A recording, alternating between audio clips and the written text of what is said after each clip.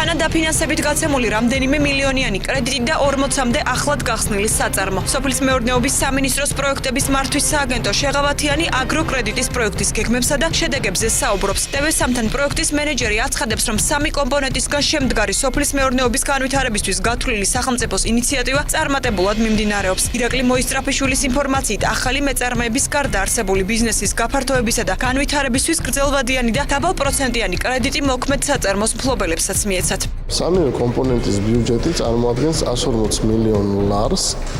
ეს ნიშნავს, რომ სააგენტომ მზად არის თანადაფინანსება გაუკეთოს 140 მილიონი ლარის კრედიტებს. მესამე კომპონენტის ფარგლებში 35 ახალი საწარმო დაფინანსდა ამ შეღავათიანი აგროკრედიტით, საიდანაც სახელმწიფო უზრუნველყოფს 12% თანადაფინანსებას წლიური საპროცენტო განაკვეთისას.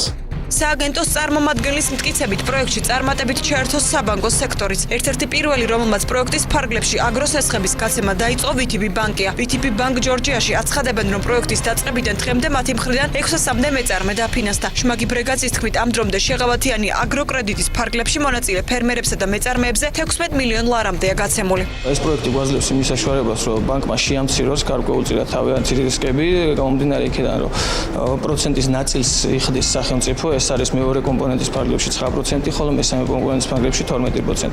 ასევე მეორე კომპონენტის ფარგლებში სახელმწიფო აფინანსებს არა, აკეთებს უზრუნველყოფას თანადაფინანსებას 33%-ის ოდენობით და ეს რა თქმა უნდა გარკვეულწილად ამცირებს ბანკის მიერ გაწეულ საკრედიტო რისკებს. ხელისუფლების მიერ დაწყებული პროექტის ეფექტურობაზე საუბრობდა საქართველოს პრემიერ-მინისტრიც. საკითხთან დაკავშირებით ბიძინა ივანიშვილმა განცხადება რამდენიმე თვის წინ ჟურნალისტებთან შეხვედრის დროს გააკეთა. პრემიერის ინფორმაციით, მთავრობის მიერ დაგეგმილი 60 ახალი საწარმოს ნაცვლად წლის ბოლომდე ქვეყნის მასშტაბით 100 ახალი საწარმო გაიხსნება. ყველაზე საინტერესო რაც ჩემთვის განსაკუთრებით ბოლო ეტაპებზე დიდ ყურადღებას იქცევს ეს გახლავთ იმ 60 საწარმოს მინიმალური 60 საწარმოს დაფუძნება, რომელსაც მე არჩევნების პროცესში ვამბობდი.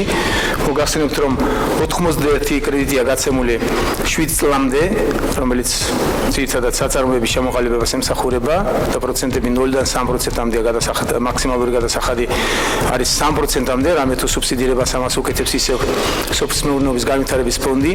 სოფლის მეურნეობის პროექტების მართვის სააგენტოში აცხადებენ, რომ პროექტის სამივე კომპონენტის ფარგლებში ფერმერები და მეწარმეები 140 მილიონით დაფინანსდებიან.